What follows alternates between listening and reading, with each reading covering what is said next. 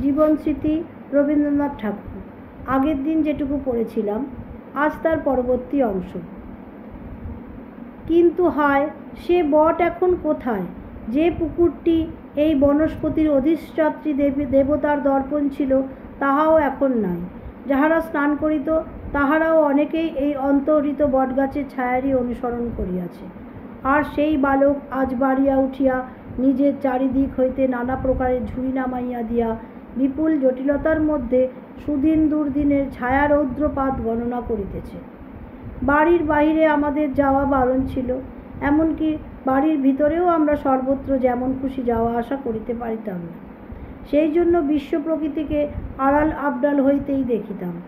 বাহির বলিয়া একটি অনন্ত প্রসারিত পদার্থ ছিল, যাহা আমার অতীত, অথচ যাহার রূপ, শব্দ, গন্ধ, দ্বার জানালার নানান ফাঁক ফোকর দিয়া এদিক ওদিক হইতে আমাকে চকিতে ছুঁইয়া যাইত।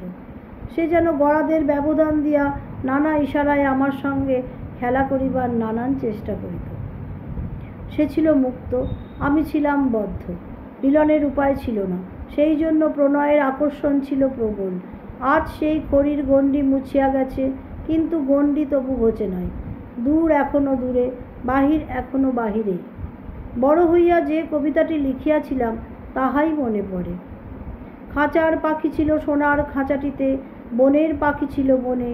একদা কি করিয়া মিলন হলো দোহে, কি ছিল বিধাতার মনে। বনের পাখি বলে খাঁচার পাখি আয়, বনেতে যাই দোহে মিলে। খাঁচার পাখি বলে বনের পাখি আয়, খাঁচায় থাকি নিরিবিলে। বনের পাখি বলে না, আমি শিকলে ধরা নাহি দিব। খাঁচার পাখি বলে হায়, আমি কেমনে বনে বাহিরে। আমাদের বাড়ির ভিতরে ছাদের প্রাচীর আমার মাথা ছাড়াইয়া উঠিত। যখন একটু বড় হইয়াছি এবং চাকরদের শাসন কিঞ্চিৎ শিথিল হইয়াছে, যখন বাড়িতে নূতন বধূ সমাগম হইয়াছে এবং অবকাশের সঙ্গীরূপে তাহার কাছে প্রশ্রয় লাভ করিতেছি, তখন এক একদিন মধ্যাহ্নে সেই ছাদে আসিয়া উপস্থিত হইতাম। তখন বাড়িতে সকলের আহার শেষ হইয়া গিয়াছে, গৃহকর্মে ছেদ পড়িয়াছে, অন্তঃপুর বিশ্রামে নিমগ্ন।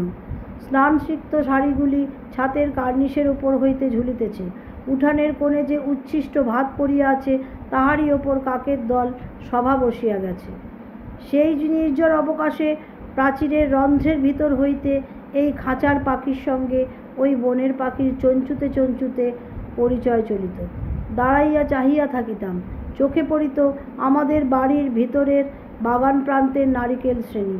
তাহারই ফাঁক দিয়া দেখা যাইত সিঙ্গির বাগান, পল্লীর একটা পুকুর, এবং সেই পুকুরের ধারে যে তারা গয়লানি আমাদের দুধ দিত, তাহারই গোয়াল ঘর। আরও দূরে দেখা যাইত তরুচূড়ার সঙ্গে মিশিয়া কলিকাতা শহরের নানা আকারের ও নানা আয়তনের উচ্চ নিচ ছাদের শ্রেণী মধ্যাহ্ন রৌদ্রে প্রখর শুভ্রতা বিচ্ছুরিত করিয়া পূর্ব দিগন্তের পাণ্ডুবর্ণ নীলিমার মধ্যে উধাও হইয়া চলিয়া গিয়াছে। সেই সকল অতি দূর বাড়ির ছাদে এক একটা চিলেকোঠা উঁচু হইয়া থাকিত। মনে হইত তাহারা যেন নিশ্চল তর্জনী তুলিয়া চোখ টিপিয়া আপনার ভিতরকার রহস্য আমার কাছে সংকেতে বলিবার চেষ্টা করিতেছে। ভিক্ষুক যেমন প্রাসাদের বাহিরে দাঁড়াইয়া রাজভাণ্ডারের রুদ্ধ সিন্ধুকগুলার মধ্যে অসম্ভব রত্নমাণিক কল্পনা করে, আমিও তেমনি ওই অজানা বাড়িগুলোকে কত খেলা ও কত স্বাধীনতার আগাগোড়া বোঝাই করা মনে করিতাম, তাহা বলিতে পারি না।